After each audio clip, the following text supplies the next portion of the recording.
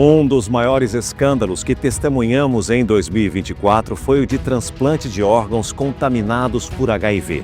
6 pacientes ficaram infectados depois do procedimento. Foi a primeira vez que uma falha como essa foi registrada em nosso país. Uma falha que foi provocada por negligência de um laboratório que buscava lucro fácil. A chance de um recomeço acompanhada de um diagnóstico de AIDS. Foi o que aconteceu com pacientes na fila do transplante que receberam rins, fígado, coração e córnea retirados de doadores infectados com HIV. A testagem não indicou a presença do vírus porque o laboratório tentava economizar no uso de reagentes. Foram presos 4 funcionários e os donos do PCS Lab Saleme, que fica na Baixada Fluminense. Entre os sócios está um parente do deputado federal Dr. Luizinho. Os advogados de defesa negam as acusações e alegam que não há fatos concretos que justifiquem as prisões. Também foi um erro o que motivou a morte do cachorro Joca. O animal deveria ter sido embarcado em São Paulo no mesmo avião em que o tutor viajou para Sinop, em Mato Grosso. Mas, por um engano da companhia aérea, o cachorro foi parar em Fortaleza. Quando o problema foi percebido, ele foi novamente embarcado, mas não resistiu ao longo trajeto e morreu. Depois de quase 1 hora, eu esperando lá, veio a gerente da GoLog. E ela me falou que ele não tinha aguentado. Um fato que fez o governo rever as regras sobre o transporte aéreo de animais. Outra morte que acendeu o alerta vermelho no país foi a de um empresário de 27 anos depois de passar por um procedimento estético à base de fenol. A clínica pertencia a uma influenciadora digital que admitiu ter aprendido a técnica de aplicação do produto pela internet. Um despreparo ali da Natália Becker, que não é dermatologista, não é cirurgião plástica, ou seja, não tem nenhum curso de medicina. Quando não é o despreparo, é a falta de honestidade, o roubo do dinheiro público. O SBT flagrou a atitude chocante de médicos que batiam o ponto em um dos maiores hospitais públicos de São Paulo e iam embora sem cumprir a jornada. Os médicos praticavam exercícios físicos no horário de trabalho. Dr. Lawrence, tudo bem? Posso dar uma palavrinha com o senhor, por favor? Nós somos do SBT. Explica uma coisa para mim, como é que funciona? O senhor bateu o seu ponto e está indo embora na corridinha, como é que é?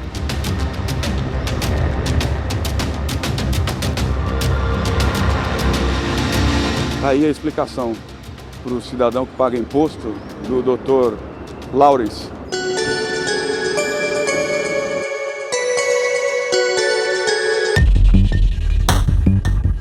Iam ao supermercado. O Dr. Fúvio, cardiologista, acabou de chegar. Ele tá vindo, ele... Olha que cara de pau. Boa noite. Ou a creche do cachorro. E por que a senhora não leva o cachorro e bate ponto depois? Porque a creche abre só às 7h30. Enquanto os médicos fazem a farra, a população precisa esperar 6 meses por uma consulta.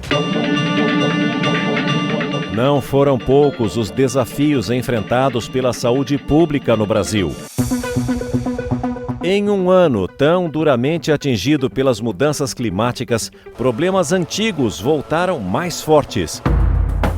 Foi o caso da dengue, que em 2024 provocou o pior surto já registrado no país.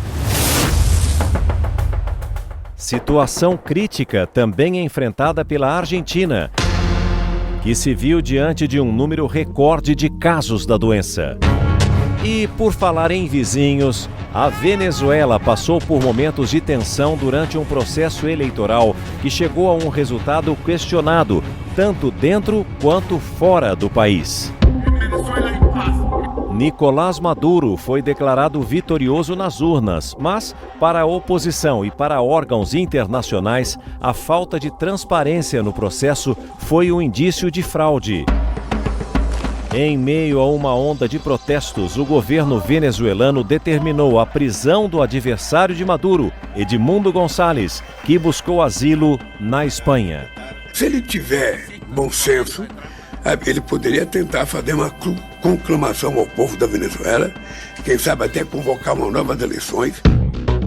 Muito mais que um mal-estar, a relação com antigos aliados ganhou tons de ameaça. Em uma publicação na internet, as forças de segurança de Maduro fizeram uma montagem com a silhueta do presidente Lula, acompanhada pela frase: "Quem se mete com a Venezuela se dá mal". Foram muitos os desafios enfrentados por Lula em 2024. Um deles na saúde. O presidente precisou ser internado às pressas para a drenagem de um hematoma entre o cérebro e o crânio. O problema foi em decorrência de uma queda sofrida em outubro no banheiro do Palácio da Alvorada, quando Lula bateu a cabeça. Dias depois, ele passou por um novo procedimento para evitar novos sangramentos. Eu nunca penso que vou morrer, mas eu tenho medo, então eu preciso me cuidar e a disciplina, eu sei me cuidar muito bem. Um ano de ir às urnas para escolher novos representantes em mais de 5.500 cidades brasileiras. As eleições municipais foram marcadas pelo surgimento de nomes famosos na internet, fake news envolvendo laudos falsos e debates que terminaram em agressão física. Você não é homem? Não dá pena. Mas não. Em alguns casos, a violência política foi além.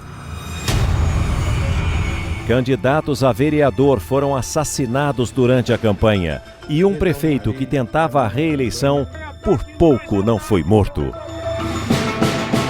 José Aprígio da Silva, prefeito de Taboão da Serra, na Grande São Paulo, foi baleado no ombro durante um ataque a tiros pouco antes do segundo turno.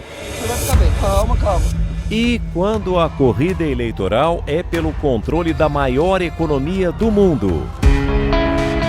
Donald Trump derrotou Kamala Harris numa disputa marcada por atentados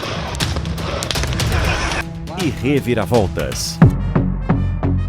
Joe Biden foi substituído depois de um debate que expôs as fragilidades físicas e mentais do então candidato democrata. O nome de Kamala criou expectativas, mas não o suficiente para chegar à Casa Branca. Numa vitória arrasadora, Trump entra para a história como o primeiro presidente condenado criminalmente nos Estados Unidos. O presidente americano ainda disse que Donald Trump teve todas as chances para se defender. Cobrir as eleições presidenciais aqui nos Estados Unidos foi como estar literalmente numa montanha russa, né? Devido aos altos e baixos dos eventos e também por conta das emoções. Absolutely. No dia 27 de junho, Joe Biden e Donald Trump estiveram no que foi o único debate dessa corrida presidencial. O Biden parecia, se não nervoso, cansado. O desempenho dele foi bastante criticado depois desse debate, mas até aquele momento o presidente americano ele afirmava que ele continuaria e que ia vencer essa eleição. Tudo começou a mudar efetivamente quando Donald Trump sofreu o atentado na Pensilvânia. Era um sábado, eu lembro que eu estava trabalhando quando veio a notícia.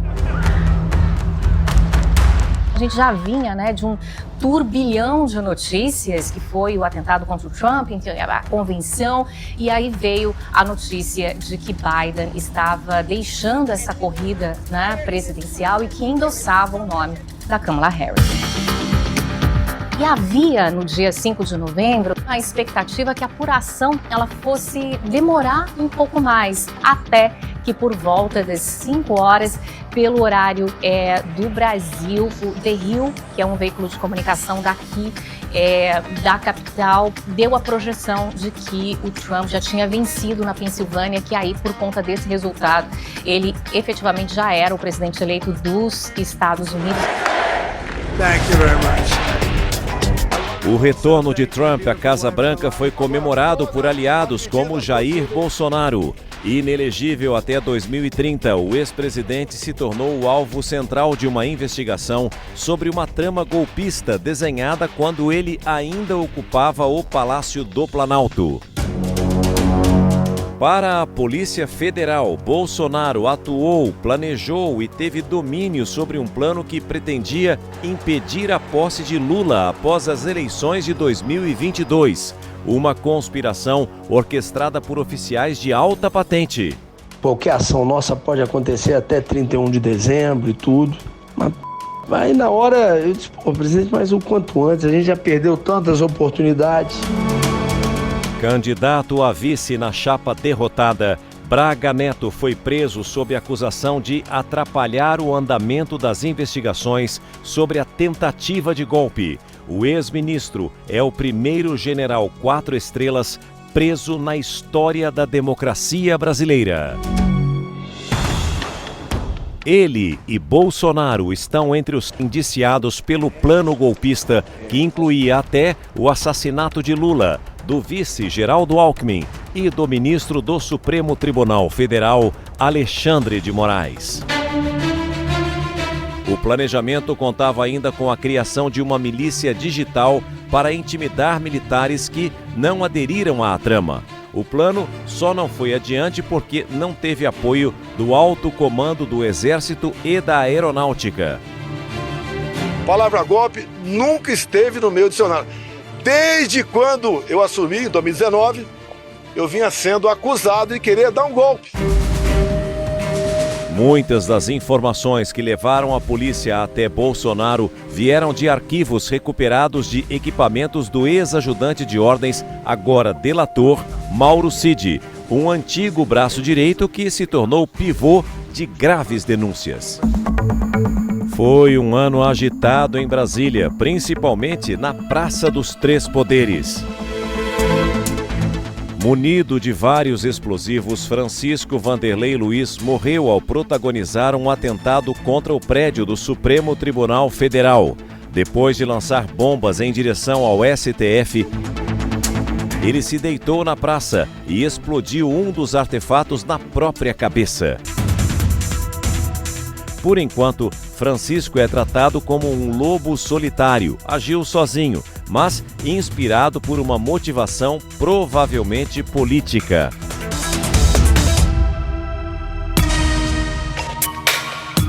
Há, no entanto, situações movidas pelo dinheiro. Na tentativa de conseguir um empréstimo em nome do tio, Érica de Souza levou o idoso já morto até um banco.